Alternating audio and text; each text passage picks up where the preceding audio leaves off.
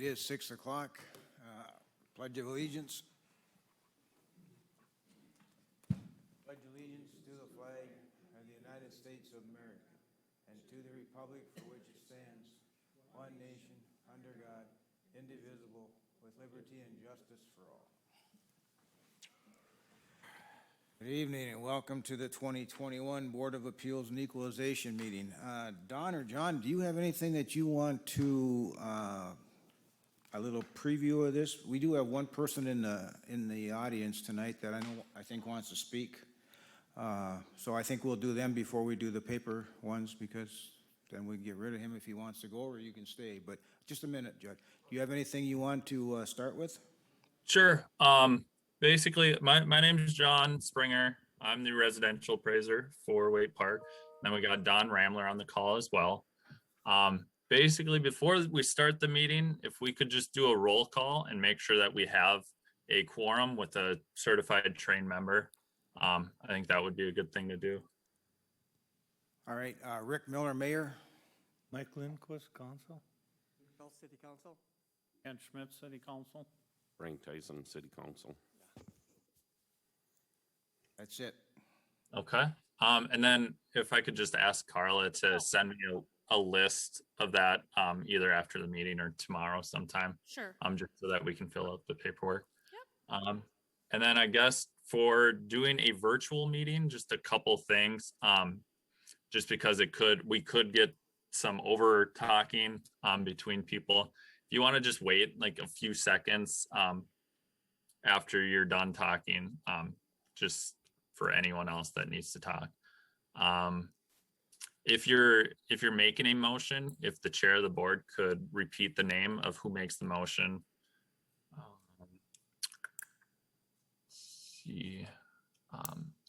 We can go over the in-person appeals first, do any written correspondence afterwards, and then at the end of all that, we can go over decisions on each one of those. But that's pretty much it before we get into the actual meeting. I can go over just what the purpose of the local board of appeal is, taken right from the DOR website. And then we can get into it. But basically the purpose of the Board of Appeal and Equalization is to provide a fair and objective forum for property owners to appeal their valuation or classification. The local board often serves as the first formal step in the appeals process for taxpayers. One of the most important duties placed by law upon the governing body of a township, city, or county is to serve as the Board of Appeal and Equalization. Effective actions taken by the board may potentially make a direct contribution to attaining assessment equality. The goal of the Board of Appeal and Equalization should be to attempt to address the property owner's issues efficiently, fairly, and objectively. Requirements in the statute for a virtual meeting like we are having is all the participating members can hear one another, all votes are taken by a roll call, and that it's open for the public to monitor the meeting. And that's all I have. We can start the appeal then, in person. All right, we'll start. We have one in-person one, so Judd, here, want to start? State your name and address. Hi there, Judd Zellner, 2831 Meadow Lane. I'm gonna pass this to you guys.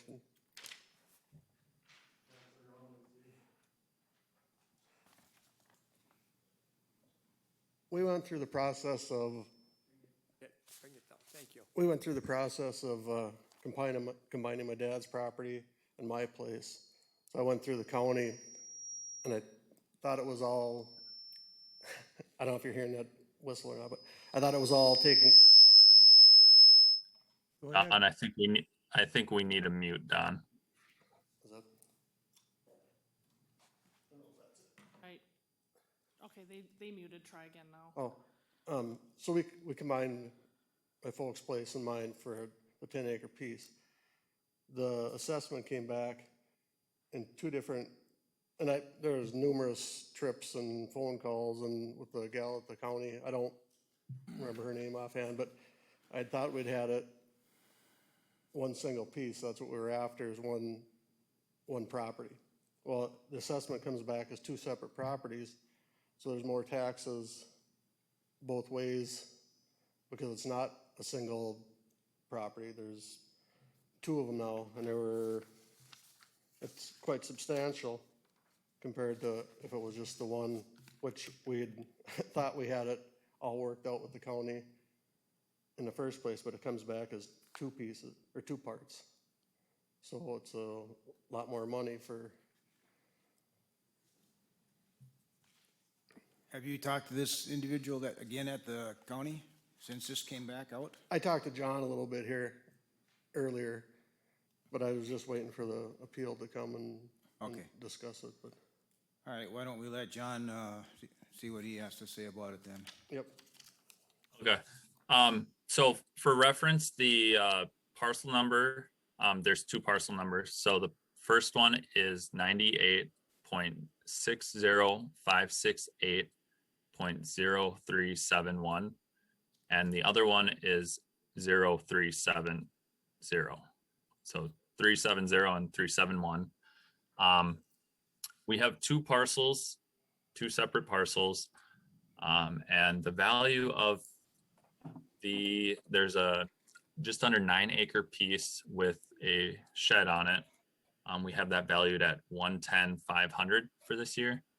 And then the piece that's just over an acre with the house on it, we have valued at 262,000.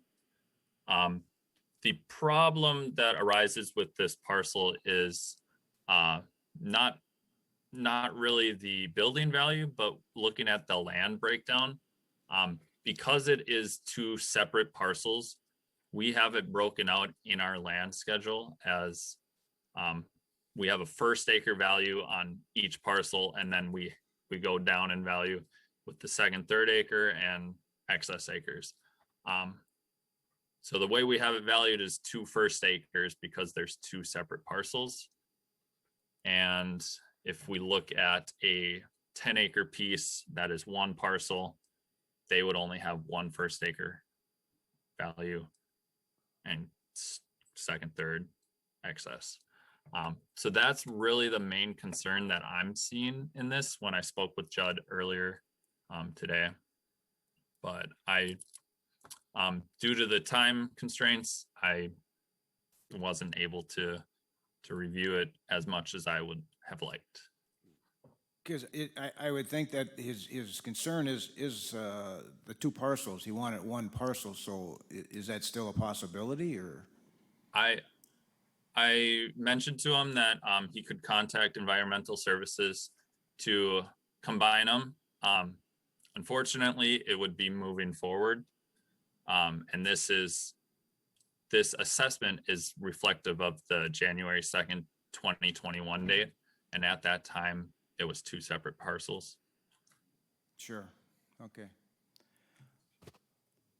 All right, so there really isn't much we can do about that right now, then he'll have to work on that and get it done by January of 2022 for the next one. That is what I told him. Yeah. Just based on it being two parcels. Judd again, I'm got a question about when this all went through, we requested the one parcel, everything behind the one parcel. I just don't understand how it got onto two when everything that was told to us that we would have the one parcel. And then it ends up being two, because there was countless letters and trips and back and forth to figure this out, to have it one piece. And then it ends up being two, when it should have just been the one originally, is what I'm, and I guess I don't see why there's not a way to rectify it back to the one parcel. If it's a little paperwork or whatever that has to be done. Can't we redo that into one zone? He can come in and ask for, a change on that property to make it one zone. Yeah, but what John's saying is that that won't happen until 2022 now. Because his 2021 shows 2 parcels. That's my question, at least for Judd. When did you start doing this? Like in December of last year, that they can't get caught up, or what's No, the problem here? when I saw that, when I read this, for the meeting, I didn't know I thought we were one piece till I got my taxes, or got Judd. the sheet. Judd, Oh, so, what, I thought because with all the dealings, it was gonna be one parcel. All the stuff we went through with the county. And then when I get the paperwork, it's 2 separate parcels. Did you know it was 2 parcels all the time? No, well, all these meetings we went to and letters back forth, we were mailing stuff back and forth to clear all this up. It was one parcel. It was 2 parcels originally because one was his and one was his dad's. Yeah, So But I originally mean- there were 2 Then how parcels. did that become one parcel all of a sudden? But if he started on it in June of last year, it should be done. So I don't know when you started with the county and getting it all squared up. yeah, this was, I didn't know it was 2 parcels until I got the assessment or the taxes. Because we had understood that it was just one piece. It was my dad's and ours together then. Until we got the paperwork here. I don't know what we can do for you. The only thing I can tell you is if John can look at something and I don't know if he can, if he looks back far enough that there was an error, that it should have been one parcel soon enough, or if it just is too late. I'm not sure. Mr. So- Mayor, Yes. I'm sorry, this is Don, it's Don Ramler speaking. So typically what happens when people request to have properties combined is they will have it surveyed, and that survey will get recorded. The auditor's office will then do the paperwork to combine those parcels, and that paperwork will be sent down to the assessor's office. And we can go ahead and do the combination at that point. I don't know if all those things have taken place. Okay. Yeah, that would make a difference. Yeah, I can see that. Do you know, Judd, that all that was taking place? Was it platted? Was it sent to was it sent to the right people? That I couldn't tell you. I couldn't tell you all what was on the paperwork. Yeah, I think you'll have to look into that because otherwise, to be real honest with you, next year you'll be back again and saying it's still 2 parcels Yeah. if it's not right. So, So this is John speaking. So my suggestion right now would be no change as it sits. We'll work with Judd. If there is anything that was missed or we can do anything this year, we could do it at county board. But as of right now, just with the information we know, our recommendation would be to leave it as it is. yeah, okay, let's see if he can come up with the right, if he did all the process 1 through A or 1 through 200 or whatever, yeah, then the county board can adjust that. Otherwise, it'll have to be that way, so, Yeah, okay. okay. All right, thanks, Yeah, guys. I'd like to know too what happened, Yeah, why it didn't come out the way you intended it to come out. that's, yeah, kind of what I was wondering too, but, Yeah, okay. all right, thanks, guys. Thanks, Yep, John. thanks, Judd. Thanks, That's Judd. That's the only walk-in one we have. Okay. Don, did you have a written correspondence or? I do have a written correspondence. I believe the council and the mayor have a copy of that. Yeah, we have 2 of them in front of us. Yeah. Okay. And basically, have you had an opportunity to read the a letter of appeal? Yeah, I did, on that, that's on that JVJ property? Yes, correct. But then I won't reread it for you. I don't want to complicate this thing anymore, but as long as the council has all had an opportunity to read the letter, I'll just, No, we just got it. I didn't have a chance to read it. okay. I'll go ahead and read it then. Yeah, go ahead. Okay. Don, thanks very much for helping us present our case to the local Board of Appeal. Basically what happened is this just came in this afternoon. And the Donna, who represents the current owners, was just trying to get things in place so that they can have some type of appeal on record so that they could pursue this as we go forward. So JVJ Properties LLC became the owner on February 11th of 2020. This was an empty building except for tenant. Let me backtrack just a little bit and give you the parcel numbers that are in question here. Parcel numbers are 98.60.665.0400. And on the same parcel number with the exception of the last four digits being 0401.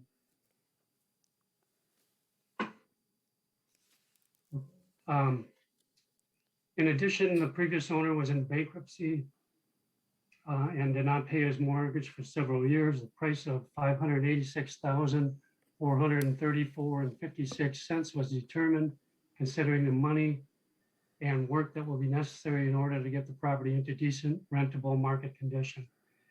This may take several years to clean up given the serious state of the neglect. The property is not currently listed for sale, and then obviously no offers. The attachments are kind of speak for themselves as 2022 payable notices of assessments, and then their 2020 balance sheet and rent as of December 31st, 2020.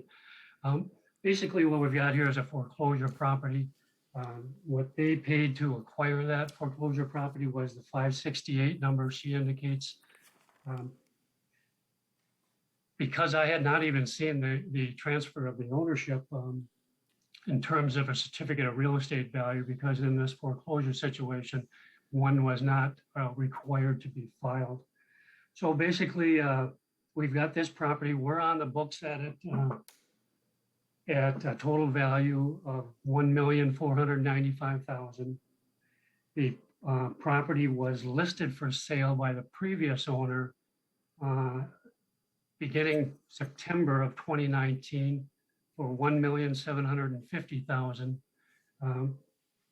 That listing remained in effect until the sheriff's certificate redemption period expired, which was in December of 2019. Then in February of 2020, the current owners were able to acquire the property again for that $568,000 figure. I spoke with Donna, who is representing the company, and I've got some information that I requested from her that she was not able to put together yet at this time. I also would like to, she mentioned that there was a lot of deferred maintenance on the property. Again, this just came in this afternoon. Otherwise, I would have had a chance to run out there and take a look. What I'm asking and suggesting is that possible no change by the local board of review so that I can get out to the property and review it. And she can also get me the additional information in time for the county board of review. The other option would be to recess and reconvene, within 10 days. So that's where we are at this point. Obviously, we're not going to recognize a foreclosure acquisition. So at this point, my recommendation would be no change, and then with the opportunity for them to appeal at the county board. I did share that same information with Donna, their representative, and she thought that was a good idea as well. All right, we can take that up then with the other ones when we get done then for no change. Are there any questions? Council, you got any questions on it? No, Don, that's it. Okay, very good. Thank you. Thanks. And then I think, John, you've got one, I think. Yep, and I got one. I was contacted by Chris Sis earlier today about a property that he acquired from his father, and he put it up for auction, I believe, in September and March of this year then. And you should have received that as well as his email he sent to me about the appeal. It says, in reference to the valuation notice on parcel ID 98.060574.150 and 98.605750.0140. I want to protest the assessed property value on the notice. I have put these two properties up for auction in September and March. The auction results were significantly lower than the assessed value. He sent the auction results. He would like to have the property value more precisely mirror the fair market value of the property that was shown through auctions and listings. The two pieces are connected, and he was attempting to sell them as a single piece of property. And he is the personal representative and executor of his father's estate. These are down, the one parcel, the ending in 140, he had no complaints about that value. So we're mostly just looking at the 61-acre parcel in 150. He mentioned there was a lot of lowland involved with it. There's a big pond in the center. And then the auction, I believe the most recent highest bid was 82,000. And if I can pull up our value, we sent That was on parcel 150? on 150, Yeah. correct. So we sent out a value of 159,500. He would like to get it. He didn't sell for the highest bid of 82,000. Believe there was a reserve put in place, but he would like to see it somewhere in the middle of there. Based on a few sales we had just off of Mud Lake, we had 15-acre parcel, 15.5-acre parcel, 11-acre parcel, and 12-acre parcel that, Mud Lake and then the wetland leading up to it. The 15-acre parcel sold for 145, and then the two parcels combined, the 12 and 11-acre parcel sold for 200,000. We're looking at a parcel that's 61 acres. To me, it looks buildable. Like I said, we had this phone call earlier today, so not enough time to really review it as much as I would have liked. So my recommendation, just based on quickly looking at some sales and looking at our land breakdown on the parcel, would be no change, with giving him the option to go to the county board and maybe review it further with him before then. All right, Council, you got any questions on this one? He did say that was 60 acres. 60. Yep. 60. We have about 7 acres that would be underwater or the pond. Where exactly is this? This is by 94 and 15. It would just be to the northwest. 94. Off of I think that's County Road 6.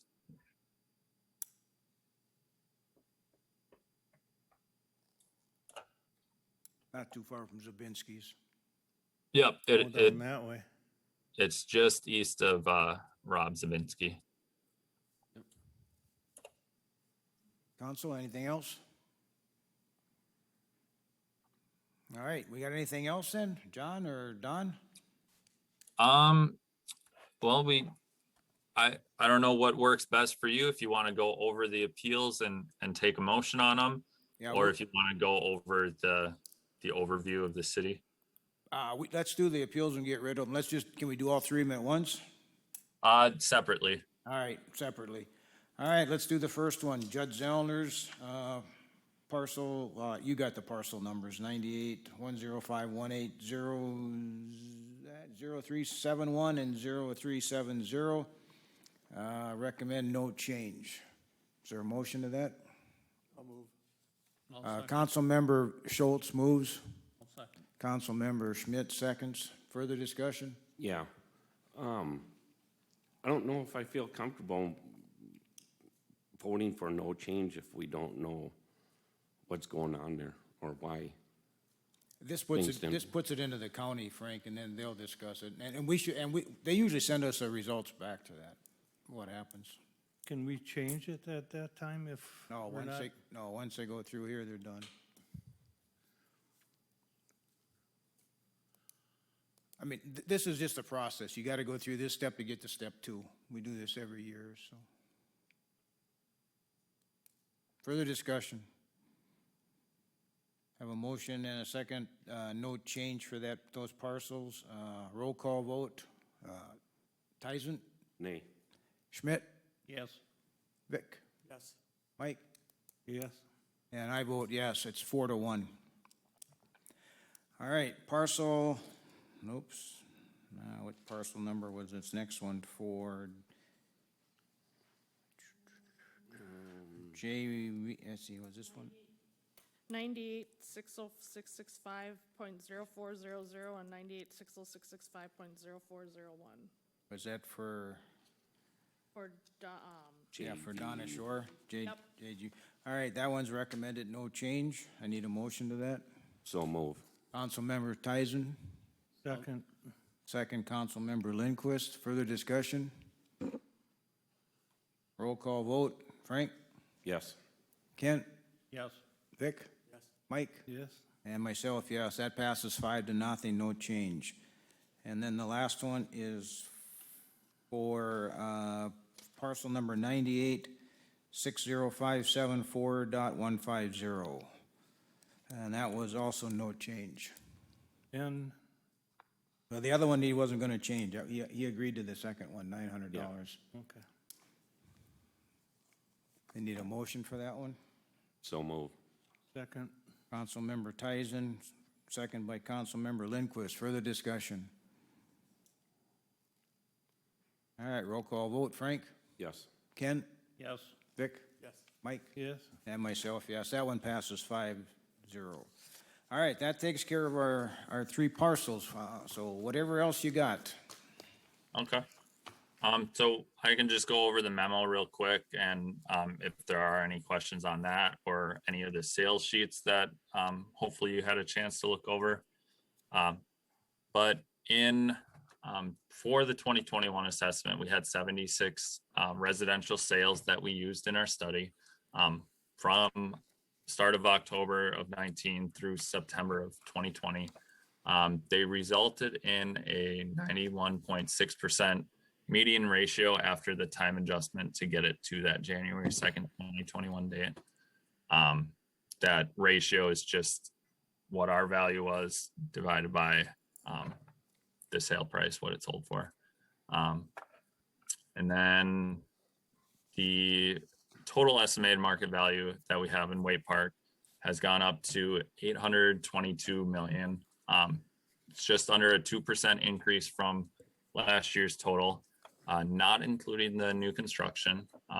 For the new construction, we had about 882,000 residential.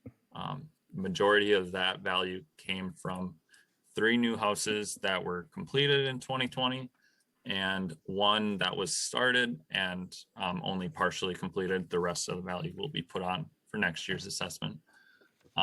We had almost 2.2 million in commercial or industrial new construction and 325,000 in apartment new construction.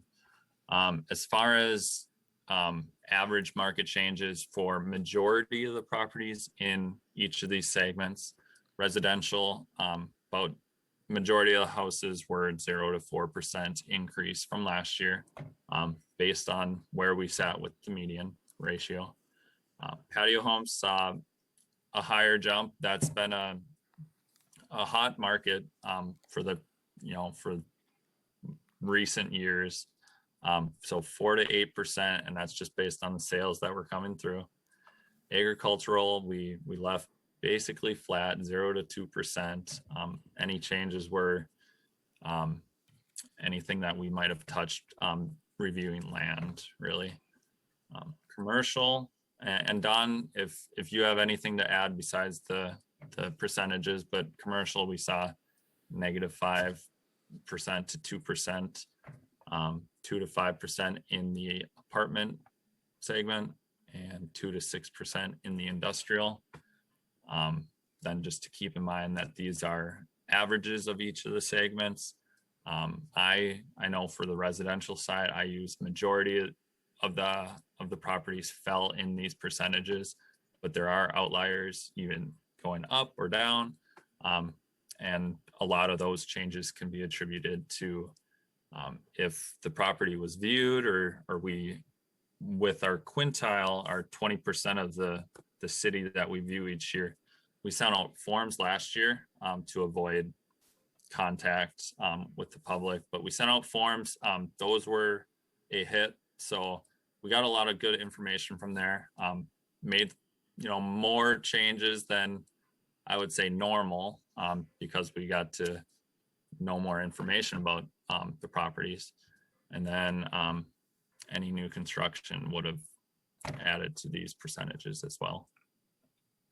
That's pretty much all I have on that. And then if there's any questions on any of the sales sheets as well. John, if I may add in, this is Don Ramler. In regarding the commercial, what we did for the 2021 assessment, you see that -5 to +2. What we did with all the restaurants and bars, we knocked them down 5%, pretty much as a result of the pandemic. We don't have any numbers to tell us what percentage those type of properties should or should not have gone down. But with those property types in particular, also bowling alleys, large group gathering types of places, we went down 5% on those. The other commercial properties, your retail, office, for the most part, we tried to stay flat with those values. Industrial was a little bit different. Industrial properties didn't seem to be as affected as much. And especially when you take into consideration the lack of warehouse space, not only in Wade Park, but in Stearns County as a whole. That's really all I needed. I just wanted to touch on why the -5%. Okay, Council, you have any questions for either one of those two gentlemen? All right, I guess not. So I guess we can adjourn this meeting and call our 2021 assessment meeting done and over, huh? Sounds good. Yeah, you can just close to any new appeals. But I do want to mention that if you are contacted by any taxpayers that may have missed this meeting, tell them to give us a call. We'll try to work with them the best we can. We know it's weird circumstances right now, so we want to be able to help them if we can. All right, thanks a lot. So we are adjourned then at 6:33. Thank you.